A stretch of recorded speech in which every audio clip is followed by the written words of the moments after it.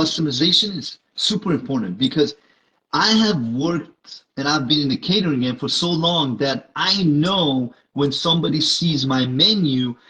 But here's the funny thing. When I first started out, I only used to do Italian catering because I had an Italian restaurant. But Yeah. then I would get people calling me about Mediterranean food, about on-site barbecue. I'm like, lady, didn't you see my menu on my website? People don't even look. They just call, you know? Yeah. But then in the beginning, I used to say no, no, no. And then I'm like, why am I saying no to all these clients?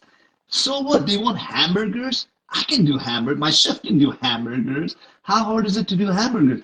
But some people, they have the mentality of, no, we only want to focus on this. Fine, focus on this. Your competitor is going to get 10 more deals that week because you just wanted to focus on Thai food, you know? Because being creative is part of the game, it's part of being a chef Yeah. and mixing, like you said. So that's really like customization is huge, but I feel like you don't portray that on your website. So that's something that you should think about. That's a good point. Talk maybe your messaging, maybe there's a few dishes that right there on their homepage when they come down they'll see that, oh, this is Yeah. what are the top three cuisines that you love to do? What are the top three cuisines?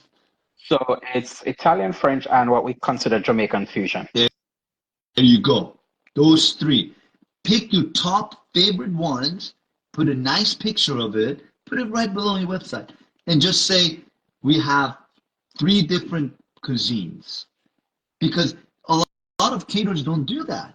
When they go, they Yeah. have their simple potato, steak, side dish, or chicken, Yeah. seafood, side. So you need to showcase that because that's what you do and you love doing it. So keep that in mind. Will